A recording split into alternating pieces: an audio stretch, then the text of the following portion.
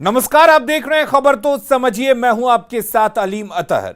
सबसे पहली बात उस पुलिस की जिस पर हमारी, आपकी, सबकी सुरक्षा की जिम्मेदारी है। एक बार फिर पटना पुलिस की बड़ी लापरवाही सामने आई है। पटना सिविल कोर्ट में पेशी के लिए लाया गया बारूद पेशी से पहले ही फट गया, जिसमें जांच अधिकारी समेत 3 पुलिसकर्मी घायल हो गए। इस घटना के बाद पटना पुलिस पर कई बड़े सवाल खड़े हो चुके हैं। पूरी रिपोर्ट देखिए, फिर खबर को समझेंगे।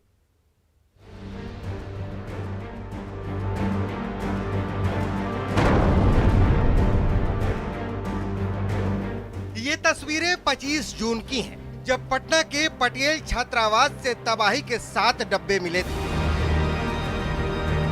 लेकिन सबसे खतरनाक थे ये 2 डब्बे, जिनमें 550 ग्राम पीले रंग का बारूद मिला था। दोनों डब्बों के हिसाब से 1100 ग्राम विस्फोटक और साथ में 200 ग्राम सूतली भी मिली थी। माना जा रहा है कि इन बारूद के डब्बों से अग्निपथ के नाम पर बिहार को फिर से धधकाने की साजिश थी। बारूद के इन्हीं डब्बों की जांच के परमिशन के लिए इन्हें लेकर बिहार पुलिस पटना के सिविल कोर्ट लेकर आई थी, लेकिन विशेष जांच की शाखा में बम टेबल पर ही फट गया। सुनिए इस घटना में घायल जांच अधिकारी मदन कुमार की जुबानी पूरी कहानी। बारूद बरामद हुआ था पटेल छात्रावास से, उसी को जांच कराने के लिए, आदेश लेने के लिए सिविल कोर्ट गए थे, उसी में फट गया।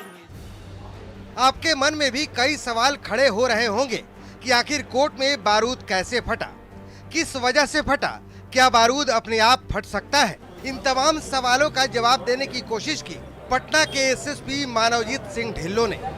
किसको विधि विज्ञान प्रयोगशाला में भेजना होता है, जांच करवाने हेतु भेजना होता है, तो उसको प्रदर्श के नमूना को लेकर आए थे यहाँ से कोर्ट से परमिशन प्राप्त करने के लिए। और इसी क्रम में जब वो पब्लिक प्रोसिक्यूटर्स उसको फॉरवर्ड करवाने के लिए प्रदर्श को हाथ में पकड़े हुए थे, तो संभवतः गर्मी की वजह से या जो फ्रिक्शन होती है उसके वजह से उस पर ब्लास्ट हो गया, जो डिब्बा में उसको रखा गया था। सफाई भले ही पटना पुलिस दे रही है, लेकिन सवाल अपनी जगह कायम है कि क्या पुलिस को यह अंदाजा नहीं था कि बारूद फट भी सकता है, क्योंकि ये वो बारूद था जिसमें अग्निपथ के नाम पर साजिश का पलीता लगाना था। जब विस्फोटक यहाँ पे सिविल कोर्ट में लाया गया था तो आखिर वो सुरक्षित क्यों नहीं था? सबसे बड़ा सवाल है कि अगर विस्फोटक पाउडर के रूप में रहेगा तो उसे कैसे ले जाना है, क्या इसकी ट्रेनिंग पटना पुलिस के पास नहीं है? सबसे बड़ा सवाल ये भी है कि बम स्क्वाड जो टीम थी उसे साथ में क्यों नहीं लाया गया, उसे आखिर क्यों नहीं साथ में रखा गया? जो पाउडर, जो विस्फोटक साथ में लाया गया था, वो विस्फोटक क्या सुरक्षित जो डब्बा होता है जो 3 लेयर का, क्या उसमें रखा गया था? अगर नहीं रखा गया था तो फिर इतनी बड़ी लापरवाही कैसे बरती गई? सबसे बड़ा जो सवालिया निशान खड़ा होता है कि पूरे विस्फोटक को एक जगह से दूसरे जगह तक जो ले जाने की जो प्रक्रिया है उसका पालन आखिर क्यों नहीं किया गया? और ये तमाम सवाल जो हैं वो बिहार पुलिस और पटना पुलिस के जो काम करने के जो तरीके हैं उस पे खड़े हो रहे हैं। दरअसल अग्निपथ के नाम पर बड़ी साजिश को लेकर आईवी तक ने अलर्ट किया था। बावजूद इसके पटना पुलिस ने इसे हल्के में क्यों लिया, ये एक बड़ा सवाल है। पटना से न्यूज़ 18 के लिए संजय कुमार के साथ रवि एस नारायण की रिपोर्ट। और चलिए अब पूरी खबर को समझते हैं। दरअसल 25 जून को पटना के पटेल छात्रावास में छापेमारी हुई थी। पटना के पटेल छात्रावास से तबाही का यह सामान मिला था। यह छापेमारी अग्निपथ के खिलाफ साजिश के तौर पर की गई थी। पटना छात्रावास से 7 स्टील के डब्बे मिले थे। 2 डिब्बों में उसके अंदर करीब 550 ग्राम पीले रंग का बारूद मिला था। डिब्बों में 1100 ग्राम पीला बारूद मिला था और बम को डिस्पोज करने का परमिशन लेना था। उसी बारूद को सिविल कोर्ट में लाया गया था। सिविल कोर्ट की विशेष जांच की शाखा में बारूद टेबल पर ही फट गया। पुलिस के मुताबिक गर्मी या घर्षण से बारूद फटा और धमाके की जांच अधिकारी समेत 3 पुलिसकर्मी घायल हो गए। यहां सवाल यह है कि इतनी लापरवाही से बारूद आखिर लाया क्यों गया? बम स्क्वाड को पटना पुलिस ने क्यों नहीं बुलाया था? सवाल यह भी है कि बारूद के साथ बम स्क्वाड की टीम आखिर क्यों नहीं आई थी? क्या पटना पुलिस लापरवाह है? क्योंकि धमाके के बाद बम स्क्वाड की टीम मौके पर पहुंची। बारूद को बम स्क्वाड की टीम ने डिफ्यूज कर दिया। और सवाल अब यही कि पटना पुलिस ने आखिर ये काम पहले क्यों नहीं किया। चलिए अब बात बिहार में सैलाब से दहशत की करते हैं। बिहार में कई नदियां बारिश के चलते उफान पर हैं। जल स्तर बढ़ने से बाढ़ का खतरा मंडरा रहा है। खेत खलिहान पानी में डूब चुके हैं। गांव तक में पानी फैल चुका है। सड़कें कई जगह पर टूट चुकी हैं, जिससे ग्रामीण इलाकों में परेशानी बढ़ गई है। सैलाब से जिंदगी किस तरह बेहाल है, पूरी रिपोर्ट देखिए और फिर खबर को समझेंगे कि बाढ़ से बचाव के लिए सरकार कितनी तैयार है।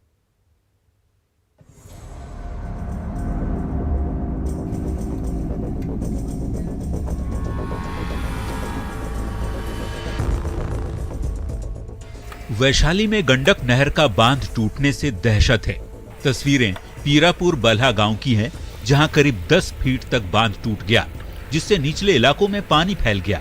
मौके पर जल संसाधन विभाग की टीम फौरन पहुंची, लेकिन इस बीच ग्रामीणों का बयान ये आया कि चूहे की वजह से बांध खोखला हो गया था और जिसके वजह से ये टूट गया। 5 बजे भोर में टूटा है। इससे मक्का का फसल है, चौड़ है। इसमें फसल है मक्का का, कुछ सब्जी उब्जी का, वही सब में पानी ढुका हुआ है। हाँ, जेसीबी लगा हुआ है, गंडक परिषद का विभाग लाए हुए हैं, लेकिन भरने का कोई उपाय नहीं चल रहा है अभी। इधर अररिया में भारी बारिश के बाद परमान नदी का पानी शहरी इलाकों में प्रवेश कर गया है। जिला मुख्यालय के त्रिशूलिया घाट होते हुए कुरसा कांटा और सिकटी को जोड़ने वाली सड़क पर पानी बह रहा है। नगर में पड़ता है, लेकिन गांव इधर बसंतपुर पंचायत है और स्थिति बहुत भयावह है। स्थिति मुनासिब नहीं है। आप देख ही रहे हैं, चारों तरफ पानी आ गया, किसान काफी परेशान हाल है। पूर्णिया के बायसी अनुमंडल में भी बारिश के कारण लोगों पर बाढ़ और कटाव की दोहरी मार पड़ी है। बायसी प्रखंड के मड़वा गांव में महानंदा नदी के तेज कटाव के चलते पिछले 2 दिनों में 25 से अधिक घर नदी में समा गए। ये महानंदा नदी है, जो अगले वर्ष भी जो है 10-15 घर कट के विलीन हो गया। इस बार भी जो है कट रहा है। तो वहीं मुजफ्फरपुर में बागमती नदी में जलस्तर की बढ़ोतरी के साथ ही किनारों में कटाव भी तेज हो गया है। गायघाट प्रखंड क्षेत्र के बेनीबाद के आसपास बलौर निधि, कांटा, पिरौछा, भगमतपुर सहित कई इलाकों में बागमती नदी कटाव कर रही है, जिससे लोग दहशत में हैं। सुपौल में कोसी के जलस्तर में बढ़ोतरी से लोग परेशान हैं। किशनपुर प्रखंड के मौजहा पंचायत के गांवों में बाढ़ का पानी घरों में घुस गया है, जिससे जिला मुख्यालय और प्रखंड कार्यालय से यहां का सड़क संपर्क टूट चुका है। लोगों की आवाजाही के लिए नाव ही एकमात्र सहारा है। रात से घुसा, परसों से घुसा है सर। अच्छा, परसों से घुसा है। हाँ। हर घर में पानी है। हाँ, हर घर में पानी है। फिर भी यहाँ देख रह रहे हैं। कोई नहीं देख, बहाल करते हैं सर। तो बिहार के कई इलाके बाढ़ की चपेट में हैं। तेज बारिश के चलते नदियां उफान पर हैं। ऐसे में नदी किनारे बसे इलाके कटाव की चपेट में हैं, तो वहीं प्रशासन और विभागीय उदासीनता को लेकर लोगों में नाराजगी भी देखी जा रही है। Bureau report, news 18। और अब चलिए ये समझ लेते हैं कि आखिर बाढ़ से फिलहाल क्या हालात हैं और किस तरह की तैयारी है। दरअसल अभी मानसून की पहली बरसात है, ये समझिए आप, पहली बरसात है और बिहार के 6 जिलों में सामान्य से 20% ज्यादा बारिश दर्ज की गई है। 20 जिलों में सामान्य से कम बारिश हुई है। मतलब ये कि बिहार में बाढ़ और सुखाड़ दोनों का डर है। बारिश की वजह से कोसी, परमान, महानंदा, बकरा जैसी नदियां उफान पर हैं। किशनगंज में 70,000 से ज्यादा आबादी प्रभावित हुई है। किशनगंज में 20 नावों का परिचालन किया जा रहा है। अररिया में 2000 की आबादी प्रभावित हुई है और वहीं अररिया में 50 नावों का परिचालन फिलहाल किया जा रहा है। पूर्णिया की अगर बात करें तो तकरीबन 11,000 की आबादी यहां पर प्रभावित हुई है। पूर्णिया में 56 नावों का परिचालन किया जा रहा है और बात अगर कटिहार की करें तो 31 नावों का यहां पर परिचालन हो रहा है। बाढ़ग्रस्त सभी इलाकों में एसडीआरएफ की टीम तैनात कर दी गई है ताकि किसी भी तरह की कोई अनहोनी से वक्त से पहले निपटा जा सके। अगली खबर का रुख करते हैं। बिहार के अब प्रतीक चिन्ह पर सियासत छिड़ी हुई है। बीजेपी मौजूदा लोगों में बदलाव चाहती है, जबकि जेडीयू और आरजेडी में इसके लिए कोई बदलाव नहीं चाहते, इस लोगों में कोई भी बदलाव नहीं चाहते। जाहिर है कि इस बार लड़ाई लोगों पर है।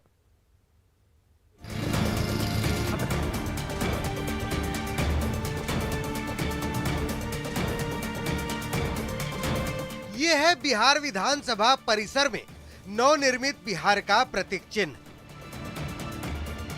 इस प्रतीक चिन्ह को लोकसभा के सेंट्रल हॉल में लगे प्रतीक चिन्ह के जैसा ही बनाया जा रहा है। नए प्रतीक चिन्ह का अनावरण 12 जुलाई को पीएम मोदी कर सकते हैं, लेकिन उससे पहले बिहार सरकार के लोगो यानी प्रतीक चिन्ह को लेकर सियासी बखेड़ा खड़ा हो चुका है। बीजेपी ने बिहार के प्रतीक चिन्ह को ही बदलने की मांग की है। बीजेपी विधायक संजीव चौरसिया ने मौजूदा प्रतीक चिन्ह के बजाय लोकसभा के सेंट्रल हॉल में लगाए गए प्रतीक चिन्ह का प्रयोग करने की मांग की है। जो सेंट्रल हॉल में लोकसभा में प्रदर्शित किया गया है, जिसके अंतर्गत बौद्ध वृक्ष का और पाटलिपुत्रा के दीवार का जो सिंबल चलता है, वो एकीकृत करते हुए साथ ही साथ स्वस्तिक का जो मार्क है वो भी समाहित करते हुए जो लोगों वहाँ पर प्रदर्शित किया गया है सेंट्रल हॉल और लोकसभा के अंतर्गत, बिहार में पहले से भी चल रहा था। बहुत बीच के इसमें जो अभी वर्तमान लोगों जो प्रयोग में हो रहा है, तो माननीय बिहार सरकार से प्रस्ताव किया और मांग की कि जो लोगों सेंट्रल हॉल में है उसी लोगों को फिर से बिहार सरकार अपनाने का काम करे। इस वक्त बिहार में दाहिनी तरफ दिखने वाला लोगो प्रयोग में लाया जा रहा है। बिहार का लोगो है वह पेड़ जिसमें 18 पत्ते हैं। इस पेड़ के दोनों ओर स्वास्तिक का चिन्ह है। पेड़ पर 2 मालाएं टंगी हैं। पेड़ एक बॉक्स में है। लोगो बदलने की बीजेपी की मांग पर जेडीयू और आरजेडी दोनों ने ऐतराज जताया है। देखिए, बिहार में कुछ नहीं बदलेगा, न तारीख बदलेगी, न प्रतीक चिन्ह बदलेगा, न किसी शहर का नाम बदलेगा। ये सब गलतफहमियों में अगर कुछ लोग जी रहे हैं तो जीने दीजिए। उनको बता दीजिए कि यहाँ के लीडर नीतीश कुमार हैं, जो बदलने में नहीं बनाने में यकीन रखते हैं, नई चीज़ें बनाते हैं, पुरानी चीज़ों को बदलते नहीं है। हमारा प्रतीक चिन्ह जो बिहार का है वही रहेगा। देखिए, जो पहचान है, जो धरोहर है, उसे कोई बदल नहीं सकता है। ये संविधान, नियम और कानून अपने तरीके से चलता है। बहरहाल अब प्रतीक चिन्ह पर बीजेपी जेडीयू की राय अलग अलग है, जबकि आरजेडी और जेडीयू की राय एक है। पटना से न्यूज़ 18 के लिए शैलेंद्र कुमार की रिपोर्ट। और चलिए अब ये समझते हैं कि आखिर लोगो जारी करने का मकसद क्या है। दरअसल लोगो एक चिन्ह या प्रतीक होता है जिसे सार्वजनिक मान्यता या अलग पहचान के लिए इस्तेमाल किया जाता है। ये एक अमूर्त चित्र या अलंकारिक डिजाइन होता है जो सरकार या संस्थान का प्रतिनिधित्व करता है। लोगो से पहचान जुड़ी होती है और लोगो स्टेट की पहचान होती है। लोगों में इतिहास और संस्कृति की झलक भी होती है।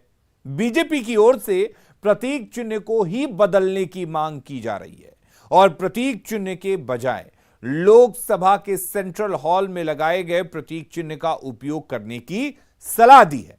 जिस लोगों की मांग की जा रही है उसमें बौद्ध वृक्ष, पाटलिपुत्रा की दीवार और स्वास्तिक को समाहित किया गया है।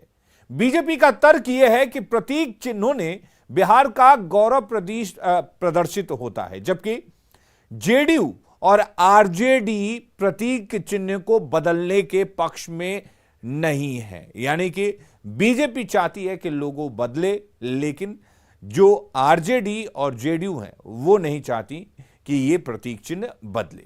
आगे बढ़ते हैं। 1 जुलाई से देश भर में सिंगल यूज प्लास्टिक पर बैन लग गया है। बिहार सरकार के वन और पर्यावरण विभाग ने गजट अधिसूचना जारी कर प्लास्टिक कैरी बैग की बिक्री और इसके उपयोग पर पूरी तरह से प्रतिबंध लगा दिया है। इसके साथ ही single use plastic, sheet, carry bag, packaging सामग्री, थर्मोकोल और इससे उत्पादित कप, प्लेट, ग्लास, कांटा, चम्मच, कटोरी की बिक्री और इसके उपयोग पर पूरी तरह से प्रतिबंध लगा दिया गया है। इस बैन को प्रभावी बनाने के लिए पिछले 6 माह से जागरूकता अभियान भी चलाया जा रहा था और अब पूरे देश में सिंगल यूज प्लास्टिक के सीधे उपयोग के साथ पैकेजिंग में भी उसके उपयोग को प्रतिबंधित कर दिया गया है। पकड़े जाने पर आम लोगों को 500 से लेकर 2000 और औद्योगिक स्तर पर इस्तेमाल पर 20,000 से लेकर 1 लाख तक का जुर्माना या फिर 5 साल की जेल या दोनों सजाएं एक साथ दी जा सकती हैं।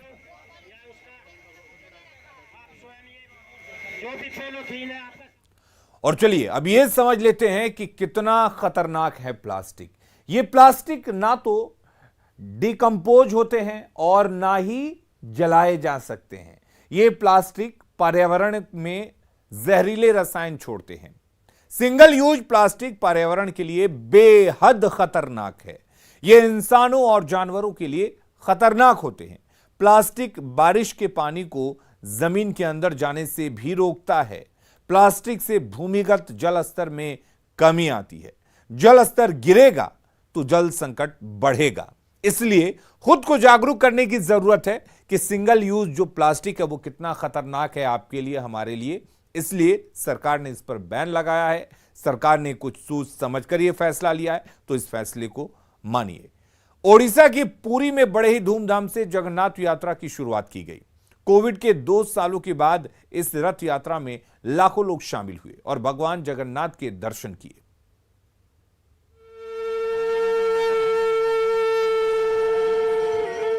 ओडिशा की पुरी में शुक्रवार को भगवान जगन्नाथ की भव्य यात्रा शुरू हो गई। शुक्रवार को शुरू हुई यात्रा में लाखों लोग शामिल हुए और भगवान जगन्नाथ के दर्शन किए। रथ यात्रा की शुरुआत में सुबह सबसे पहले मंगला आरती, पूजा अर्चना के साथ भगवान को भोग लगाया गया। इसके बाद सुबह 7 बजे भगवान जगन्नाथ अपने बड़े भाई बलभद्र और बहन सुभद्रा के साथ मंदिर से बाहर आए। इस दौरान पुरी के राजा दिव्य सिंह ने छोरा पोहरा की परंपरा पूरी करते हुए सोने के झाड़ू से सफाई की। इसके बाद अलग अलग रथों में सवार होकर भगवान जगन्नाथ भाई बलभद्र और बहन सुभद्रा के साथ गुंडीचा मंदिर में अपने मौसी के घर पहुंच गए। इस दौरान बड़ी संख्या में श्रद्धालुओं ने रथ खींचकर अपना मनोरथ पूरा किया। जगन्नाथ यात्रा को लेकर पीएम मोदी ने बधाई दी। उन्होंने कहा है कि हम भगवान जगन्नाथ से उनके निरंतर आशीर्वाद के लिए प्रार्थना करते हैं। हम सभी को अच्छे स्वास्थ्य और खुशियों का आशीर्वाद मिले। हर साल आषाढ़ मास से शुक्ल पक्ष की द्वितीया से ये यात्रा शुरू होती है और आषाढ़ शुक्ल दशमी पर तीनों रथ गुंडीचा मंदिर से फिर से मुख्य मंदिर की ओर प्रस्थान करते हैं। इस रथ यात्रा का महत्व क्या है और ये क्यों निकाली जाती है, आइए जान लीजिए। पद्म पुराण के मुताबिक भगवान जगन्नाथ की बहन ने एक बार नगर देखने की इच्छा जाहिर की थी। तब जगन्नाथ जी और बलभद्र अपनी बहन सुभद्रा को रथ पर बिठाकर नगर दिखाने निकल पड़े। इस दौरान वे मौसी के घर गुंडीचा भी गए और 7 दिन ठहरे। तभी से पुरी में भगवान जगन्नाथ जी की रथ यात्रा निकालने की परंपरा है।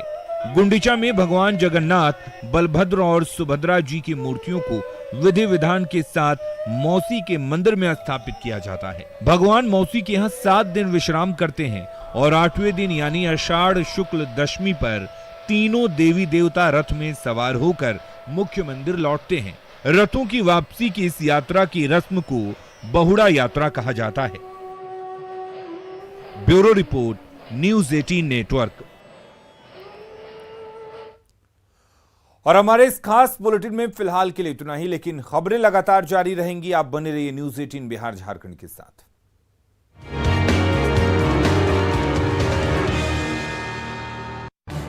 इस न्यूज़ हेडलाइंस